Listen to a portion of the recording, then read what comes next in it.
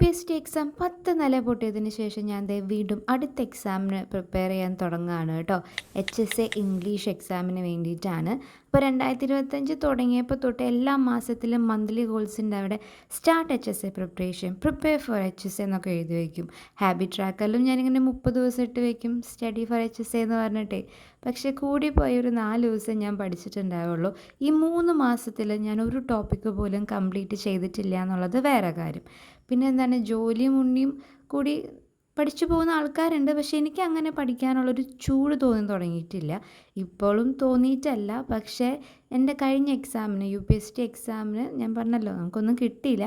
അപ്പോൾ അന്നൊക്കെ സങ്കടം ഉണ്ടായിരുന്നെങ്കിലും പിന്നീട് ആ ഒരു സങ്കടം എന്താ പറയുക, ഒന്ന് കോപ്പപ്പ് ചെയ്യാൻ എന്നെ സഹായിച്ചത് ഞാൻ എന്നെക്കൊണ്ട് പറ്റുന്ന പോലെ പഠിച്ചിട്ടുണ്ട്. I have given my maximum. So ഞാൻ അന്ന് കുറച്ചും കൂടിയും പഠിച്ചിരുന്നെങ്കിൽ എനിക്ക് ഇത് കിട്ടിയേനെ എന്നുള്ളൊരു റിഗ്രറ്റ് ഫീലിംഗ് എനിക്ക് ഉണ്ടായിരുന്നില്ല. അതുകൊണ്ട് തന്നെ ആ ഒരു സങ്കടമൊക്കെ പെട്ടെന്ന് തന്നെ മാറ്റിയെടുക്കാനായിട്ട് എനിക്ക് സാധിച്ചു. അതേപോലെ തന്നെ ഈ വരുന്ന എക്സാമിനും നമ്മളെക്കൊണ്ട് പറ്റുന്ന പോലെ ചെയ്യണമല്ലോ. ആ ഒരു കാരണം കൊണ്ടാണ് ഇപ്പോഴേ തന്നെ തുടങ്ങിയിട്ടുള്ളത്.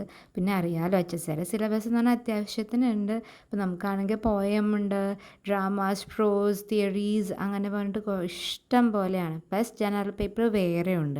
അപ്പം എല്ലാം കൂടിയിട്ട് ലാസ്റ്റ് വെച്ച് കഴിഞ്ഞാൽ പണിയാവും എന്നുള്ളത് കൊണ്ടാണ് ഇപ്പോഴേ തന്നെ സൗകര്യം കിട്ടിയപ്പോൾ തുടങ്ങിയത് കേട്ടോ.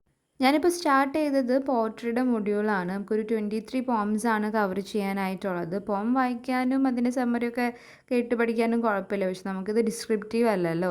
ഒബ്ജക്റ്റീവ് ടൈപ്പ് ക്വസ്റ്റ്യൻ ആകുമ്പോൾ അതിൻ്റെ ഇയറും പിന്നെ വേറെ റൈം സ്കീം പിന്നെ അതിൻ്റെ ഏത് ടൈപ്പ് പോം ഒക്കെ ഒന്നല്ല ചോദിക്കുക. അപ്പോൾ എല്ലാം കൂടി എന്താ പറയുക, ഒരു അവിയൽ പരുവത്തിലായിട്ടാണ് ഇപ്പോൾ ഇരിക്കുന്നത്. നമുക്ക് റിവിഷൻ ചെയ്തിട്ട് സെറ്റ് ചെയ്യണം. എനിക്ക് UPSC എക്സാമിന് പറ്റിയ ഒരു പ്രശ്നം എന്ന് പറഞ്ഞു കഴിഞ്ഞാൽ ഞാൻ അധികം റിവിഷൻ ചെയ്യാനായിട്ട് എനിക്ക് ടൈം കൊടുക്കാനായിട്ട് സാധിച്ചില്ല. അതാണ്. പക്ഷേ ഇപ്രാവശ്യം റിവിഷന് വേണ്ടിയിട്ട് അത്യാവശ്യം സമയം ഇടണമെന്നാണ് ഞാനും അച്ചും കൂടി തീരുമാനിച്ചിട്ടുള്ളത്. അച്ചുവാണ് എൻ്റെ ഇപ്പോഴത്തെ സ്റ്റഡി ബഡ്ഡി. അപ്പോൾ ഞാനും അച്ചും കൂടിയിട്ടാണ് പഠിത്തത്തിൻ്റെ കാര്യങ്ങളൊക്കെ സെറ്റ് ചെയ്ത് ഇങ്ങനെ പോകുന്നത് കേട്ടോ. അപ്പോൾ ഞാനിത് പഠിക്കാൻ തുടങ്ങുന്നതിന് മുമ്പ് ദൈവമേ ഇത് കിട്ടുമോ, എന്താണ് പഠിച്ചിട്ട് വലിയ കാര്യമൊന്നും ഉണ്ടാവില്ല, എന്തിനാ വെറുതെ ഞാൻ എൻ്റെ സമയം ഇങ്ങനെ കുത്തിയിരുന്ന് പഠിച്ചിരുന്ന് ആക്കാൻ പോകുന്നതെന്നൊക്കെ ഞാൻ വിചാരിച്ചു. പിന്നെ ഞാൻ ആ ഒരു തോട്ട് മാറ്റി. വേറെ ഒന്നുമല്ല, കിട്ടോ കിട്ടായൊക്കെ നമുക്ക് നോക്കണ്ട, നമുക്ക് ചെയ്യാൻ പറ്റുന്ന പോലെ നമ്മൾ ചെയ്യുക. പിന്നെ ഇത് പഠിക്കാമെന്ന് പറഞ്ഞു കഴിഞ്ഞാൽ പഠിച്ചത് വേസ്റ്റ് ആവുന്നില്ലല്ലോ, കാരണം എൻ്റെ സബ്ജക്റ്റ് ഇംഗ്ലീഷാണ്. അപ്പോൾ നമ്മളിപ്പോൾ പോയട്രി പഠിക്കുകയാണെങ്കിലും എല്ലാം പഠിക്കുമ്പോൾ പുതിയ പുതിയ കാര്യങ്ങൾ പഠിക്കുമ്പോൾ it is increasing my knowledge.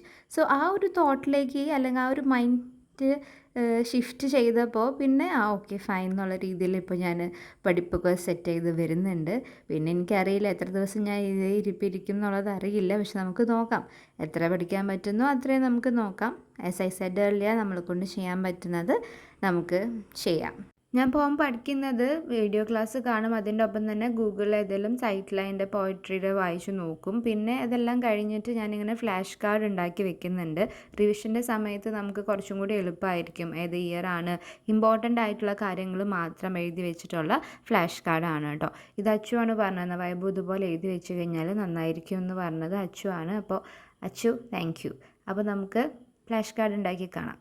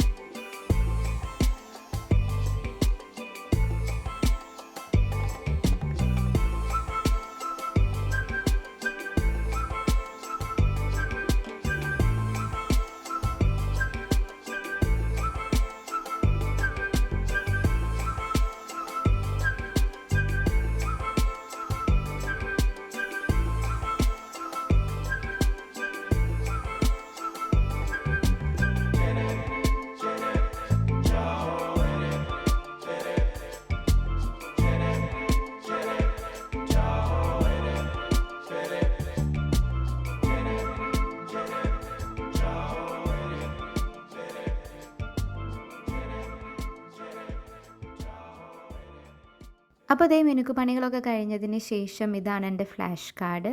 ഇതുപോലെ പോത്തിനെ കുറിച്ചിട്ടും പോയിറ്റിനെ കുറിച്ചിട്ടും എഴുതി വയ്ക്കും. പിന്നെ ഇതേ ബുക്കിൽ ഇതുപോലെ കുറേയൊക്കെ എഴുതി വെച്ചാലാണ് എനിക്ക് ഞാൻ ഇത് പഠിച്ചു എന്നുള്ളൊരു ബോധ്യം എനിക്ക് തന്നെ ഉണ്ടാവുള്ളൂ. So that's it everyone. I hope you like this video. By.